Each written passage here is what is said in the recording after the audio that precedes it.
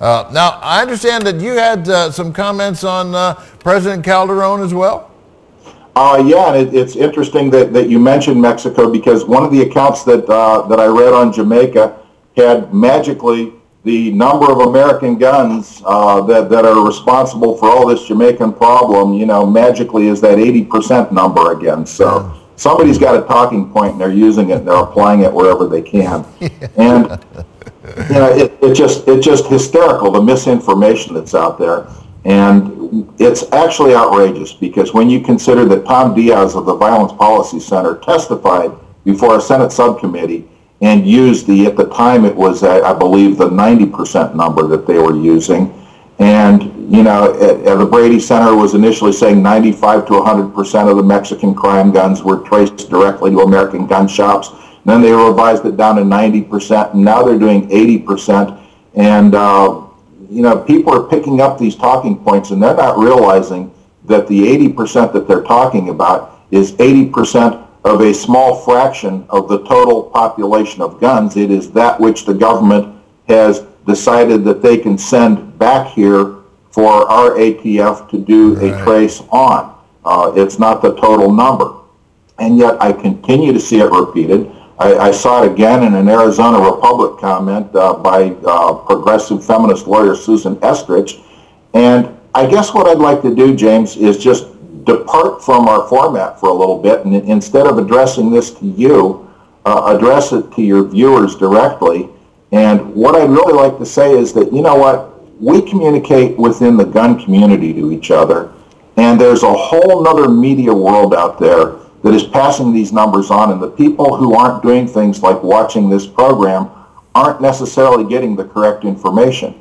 So we're doing what we can. You know, NRA is doing what it can with the resources that it has. You know, I'm trying to do what I can to raise awareness through my columns, but again, they're primarily read by people interested in the gun issue.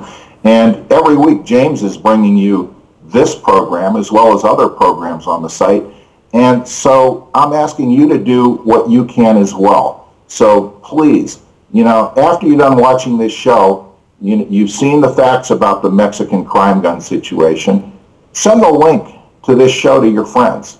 Send it to 10 of them, okay? Make that a commitment, do that. If you see something that appears in the local paper that you know is wrong, you know that they're using this figure incorrectly, go ahead and write a letter to the editor.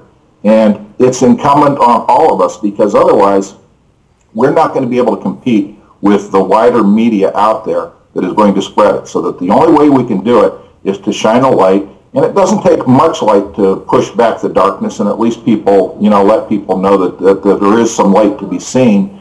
But please take it on yourself to become an activist, to become an advocate, to correct the misinformation where you see it, and to inform your friends, and to get them to do something that's not only painless, it's actually enjoyable. Watch programs like this. So that's my piece.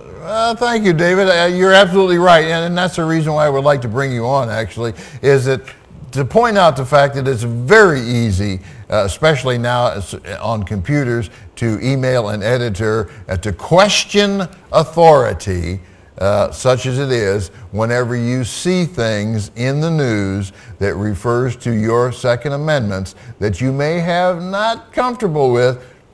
Send them an email. It's up to us to carry that ball forward, and we need to do a better job of it. I appreciate that, David.